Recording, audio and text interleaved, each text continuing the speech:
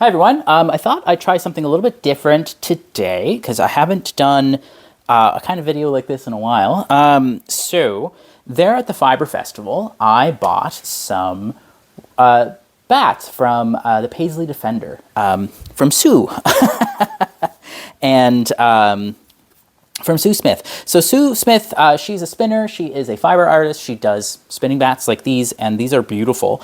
And she had a little booth at the Fiber Festival here on Prince Edward Island there in October. I want to say it was October 9th. The date of this past one is not super important, but I'll put the dates for the next one down below. I decided that I wanted to buy some bats. I have not spun with bats before. And when I went and I saw her booth, I kind of fell in love with her bats. So I'll put this in the view of the little screen here. These are the bats that I bought. She had like a little a little sale on that. If you bought 3 bats, you'd get them for cheaper than if you had bought a different number.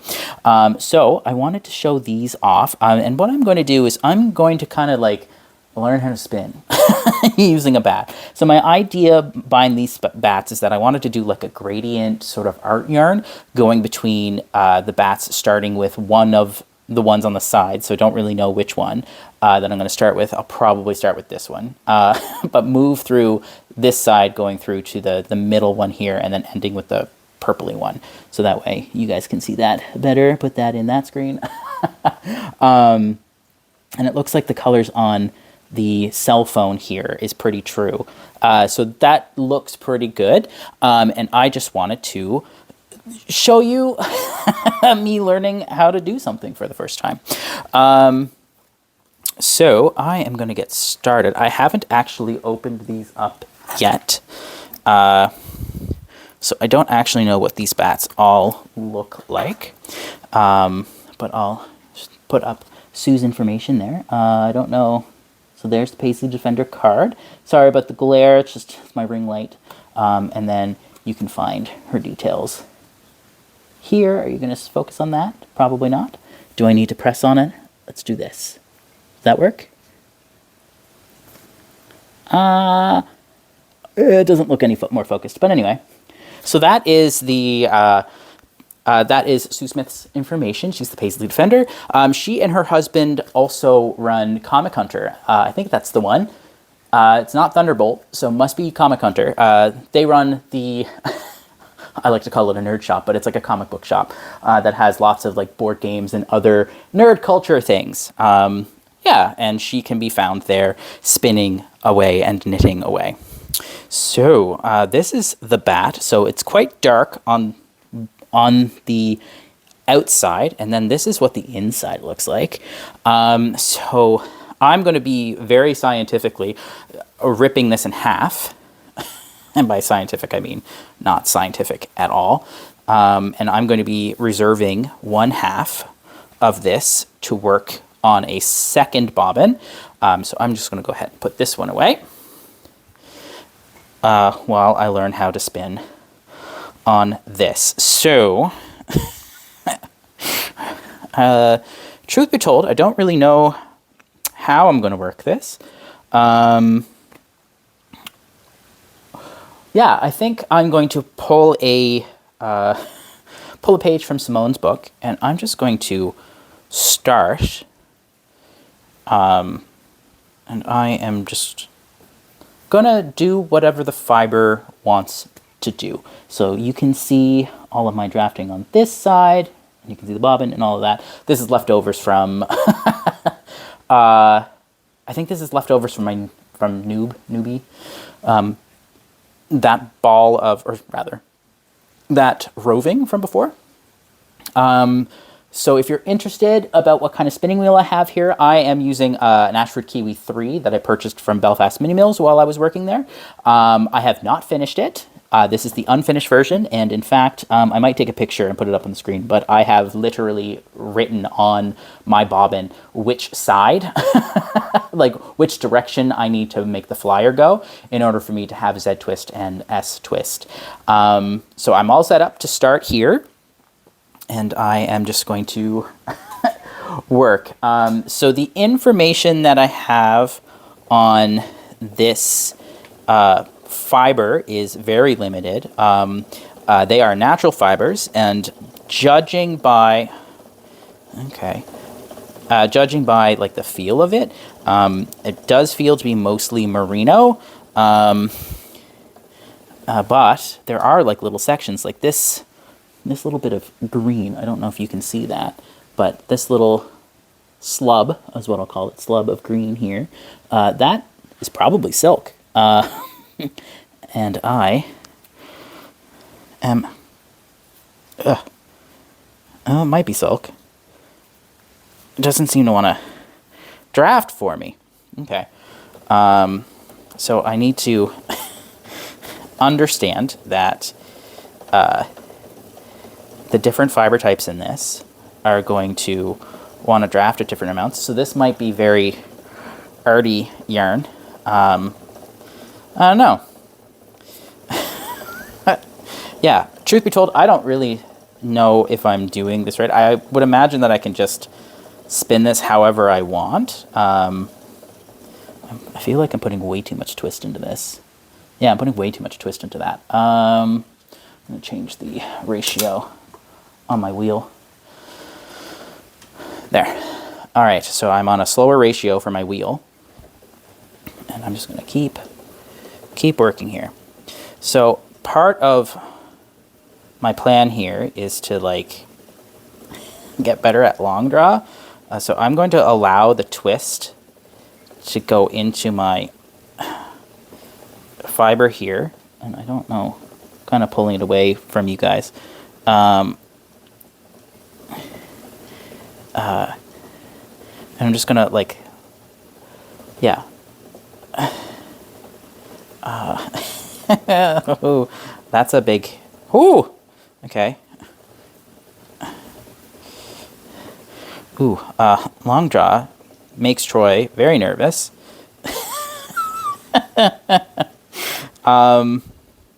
Yeah. So while I'm fighting with this, and oh, I just broke it.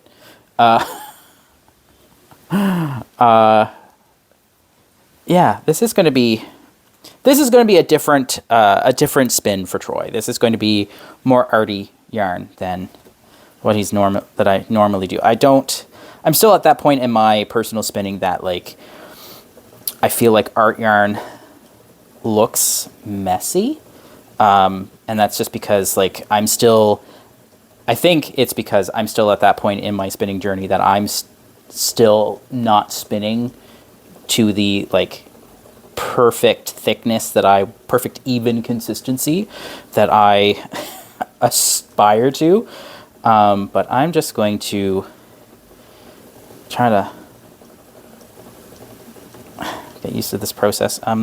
Maybe what I'll do is I'll like open up this batt a little bit and make it get a little bit more air incorporated into it. That's probably good enough for now.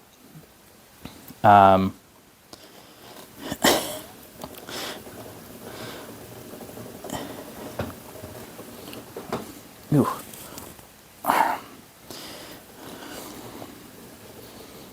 Okay. Just need to lean back instead of sitting in an awkward forward leaning position that does not work for me. Yeah.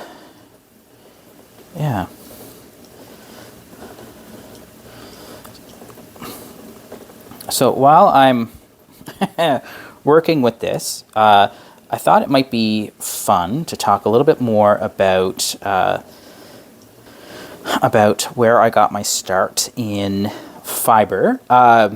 Because if you're a seasoned watcher of the podcast, I've probably told the story a couple of times, but since I did remove quite a few videos to remove the Belfast store that no longer exists from the channel, I'm going to tell my story with about how I got started knitting, which was one of the first things that we did on the podcast when we first started. So back in 2016, I think 2016, that sounds right. I started working, or not I started working, I was working for a call center. And I would imagine that it's been long enough that, like, any NDA that they had on me is probably elapsed by now. But I used to work for Eastlink. I worked through Advantage Communications, is the company I actually worked for. And then Eastlink Communications they contracted out technical support representatives through this company, Advantage Communications, which is based in Charlottetown here. And I worked there for a number of years. I had been working there from 2012, and I left there at the beginning of 2017. So I worked there for about 5 years. And it was just, technical support. So when someone's internet wasn't working, they'd call me. And when their phone wasn't working, they'd call me. And I was pretty good at that job because I'm not going to say I'm like super tech savvy, but like I know my way around a computer. And I was able to get promoted pretty quickly to the help desk, which is like the supervisor desk there on the phones. So what that means is that like anytime that somebody would want to speak to a technical support supervisor for whatever reason, be it bad service, be it continuing issues with their telephone services, or if like an agent was rude to them or whatever, or they just wanted to talk to somebody that was higher up, I was part of the team that you would talk to. And I got there pretty quick. Eventually, I was given the capability to work from home, which was something that I had been vying for since I started working there. So when I started working there, I was living in Charlottetown, and the Advantage Communications offices is up by the airport in Charlottetown, which if you have a car, it's about a 10-minute drive from downtown Charlottetown. But when you don't have a car, and at the time, the bus system wasn't as good as it is now, but the bus system would only work so late. So if I got off at 10, I had to walk home, and much of the time I would get off at 10, 11, 12, sometimes 1 and 2, because of course it was shift work. And eventually I got the work from home position, which then I was working from home. Right? And while I was working there, one of the stipulations that we had is that in order to work from home, you need to be able to have an office that you can close the door on, which is totally understandable because we're working with customers' personal information, and you wanted to make sure that, anybody who might be home while I'm working can't hear any of that personal information. So that's totally understandable. But because in order for me to work from home, I had to sign into a VPN, like a virtual private network is what it's called. One of the things that system would do is that they would prevent us from accessing certain websites while at work. And the idea is that they didn't want you to be like surfing the internet while you're at work. And one of the things that they would block, YouTube, and they would actually block a lot of like news sites and like news repackaging sites like Reddit. They would block a lot of that. So as a supervisor, there were days where it was really slow, that sometimes there would be, 30 minutes between calls. And granted, a lot of the time there was no time between calls, but on those slow days, which happened, there would be a lot of time for you to try to kill because, you were working and you were there for in my case, 10 hours. So because they had, since they had locked all of the, since they've locked all of the, sorry, I keep cutting short here, guys. It's just, I'm trying to do two things at once, and I'm not good at that anymore. Anyway, there would be periods of time where it'd be quite slow, and then you're kind of just sitting there twiddling your thumbs without anything to do. Since, the work computer that they gave you, you were locked out of most sites, and they basically prevented you from using a second computer, so like a laptop or whatever, to access those sites while you're at work. So the things that they would recommend that you do when you were waiting between calls is review training materials or read a book. And I'm one of those people that if I'm reading a book, which, I've been finding harder and harder to do lately, but if I'm reading a book, once I can get into it, the rest of the world will fall away. Or if I get interrupted too many times, I get very angry. So reading a book would not work for me in that situation, because I would get angry at customers who, in some cases, were either angry about their services or angry about other agents. So two angry people talking to each other obviously did not make a good solution-making service, right? So I decided that I was going to do different things like crafting. And around the same time, my grandmother, my maternal grandmother, could not, found that she was having trouble knitting because her arthritis in her wrist was becoming too severe for her to continue. It was causing too much pain for her. So when I decided that I would pick up crafting, I remembered that, as a kid, I liked to crochet, and I really liked knit sweaters, and I liked getting, hats and mittens and socks from my grandmother, and because I have two brothers who don't like knitted stuff, I would get 3 pairs of everything every year. I decided that since my grandmother couldn't knit anymore, I had a lot of time, and I wanted to do something crafty, something with my hands, that I wanted to pick up knitting. So I scoured the internet to find a project that I could potentially do. I went to I think I went to the dollar store, probably the Dollarama.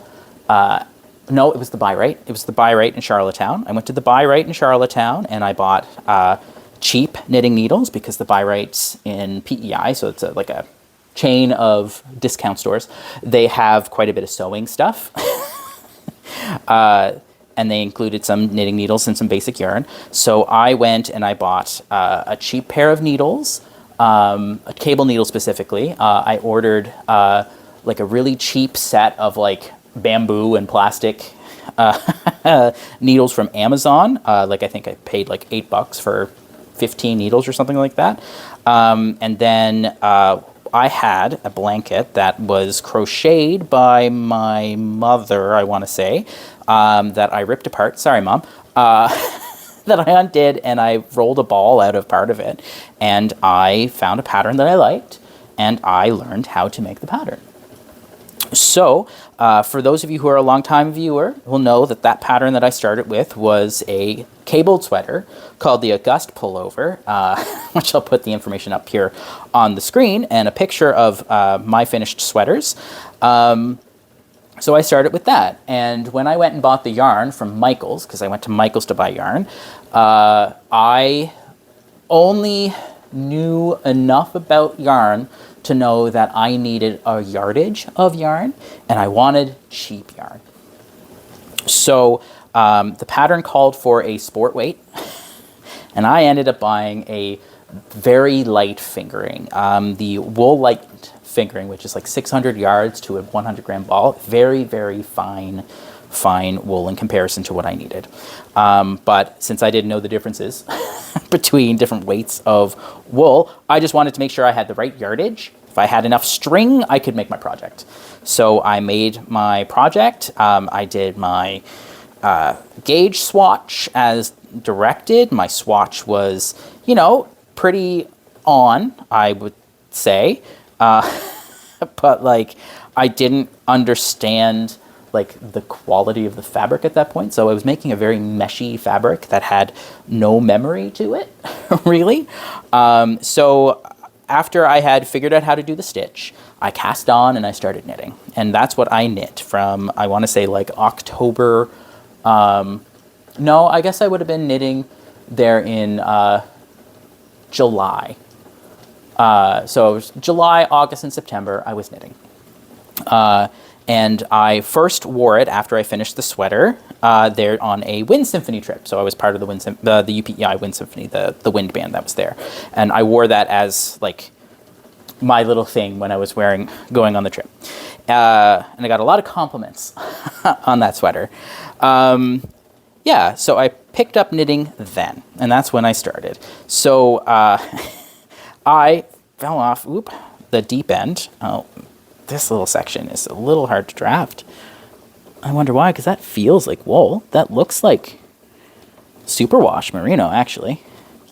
Anyway, this is going to be a very artful yarn. Yeah, so I made this sweater, and I got a lot of compliments on it, and from that point on, I kind of fell in love with knitting. So, things kept going on with work, and I decided to leave that company there in February of 2017. And it just so happened that when I was getting ready to leave that company, I came and visited my mother I think it was for her birthday. We went to a place called Stitches and Crafts by Karen, which was a yarn store that was in Montague, it was just the town that I grew up in, or outside of, technically. Anyway, so that winter, that Christmas, I came out of the closet, as it were, as a knitter. So I wore that sweater to Christmas, and I gave Mom a kit, because I think Mom was starting to knit again. I bought her a kit for the Hue Shift Afghan by Knit Picks for her Christmas present, and I made a blanket for my sister for Christmas. So I started in October, thought I'd finish, but I ended up giving my sister the blanket with the needles still in the project on the final side, the final border. And I told her, you know what? Give this back to me. I will finish it. And I finished it later that day because that's how close I was. Anyway, I'm jumping all over the place here. So my mother and I went to Stitches and Crafts by Karen, and Mom bought me enough yarn to make a sweater as like my Easter present, right? And it just so happened that Karen of Stitches and Crafts by Karen, was looking to sell her shop and move back to Newfoundland to go be with her parents, because her parents were getting up there in age, and she just wanted to spend as much time with them as she could before they moved on. Put it that way. So that got the wheels turning, and about a month and a half later, I quit my job, and a few months later, I was able to go through and jump through all the hoops to get a business loan and get everything that I needed to buy the company. So I pitched Karen how much I'd be willing to buy the company for, and I was able to get a loan, and I bought the company, Stitches and Crafts by Karen. So when I finally bought it there in May of 2017, I decided to keep the name until Christmas time, because Karen had already purchased quite a bit of advertising using her name and the name of her company. So I didn't want to confuse people. But then in December, I changed the name of the company to Knits and Notes, because that's what the plan is that I was going to have the yarn store, and to help supplement my income even further, I was going to teach music lessons out of the back room. Because, again, this story is clearly a bunch of opportunities that came along, and I decided to jump off the deep end and fall into those opportunities as time went on. So the space that Karen had been renting for her store happened to be the space that Long McQuaid, a chain of music stores, they rented out and renovated that space to work for music lessons and to sell music items, so like violins and stuff like that. I guess the outlet didn't do very well in Montague, so it closed down shortly thereafter, and then Karen opened her store. So I was utilizing the lesson space that they had in the back of the store to teach lessons out of. And I taught a few people some lessons, but it was mostly a knitting store. Time went on, and Time went on, and eventually I was offered a position at Belfast Mini Mills to take over for one of the owners there. And I worked at Belfast for 5 years. And then those of you who've been keeping tabs on Belfast know that they decided to close their doors there in October of this past year. And I no longer work there. Yeah. So I actually got through quite a bit of this batt here. I think these are just 2-ounce batts. And I'm kind of just like working along. In telling my story, I've been letting slubs through that I normally wouldn't. But I am going to keep trucking along on this. And I will see you guys tomorrow with another video. Tomorrow, truth be told, is probably going to be a bit of a call-in video where I'm just going to start it. We'll do a little bit of spinning. I've been spinning on my Turkish spindle again, and I think I'll just do like a long video of me just spinning and have a bit of Christmas music playing underneath it, just so that way you guys could just turn it on while you're doing something else and have some music in the background, because either it might be tomorrow's video, it might be Sunday's video, I haven't decided, but tomorrow and Sunday, so the Saturday and Sunday, the 16th and 17th, I'm in concert with the Luminous Ensemble. So if you're in Charlottetown on Saturday night at 7:30, come see me sing. Or if you're in the Summerside area at 7 o'clock, come see me sing. We'll be performing at St. Paul's in Charlottetown at 7:30 there Saturday night. And then we will be at the Summerside Presbyterian Church at 7 p.m. on Sunday in Summerside. It's our Christmas concert, and it is also going to be the program that we are, like, largely it's the program that we're going to be recording next May for our Christmas CD that we're putting out next year. Ooh, that's a big slub. And yeah, if you're in the area, I highly recommend you come down and see us sing. And I'm going to just, enjoy my time working at that. Anyway, I feel like I've been rambling this entire video. Hope you enjoyed this vlog. And I will see you guys tomorrow. Bye.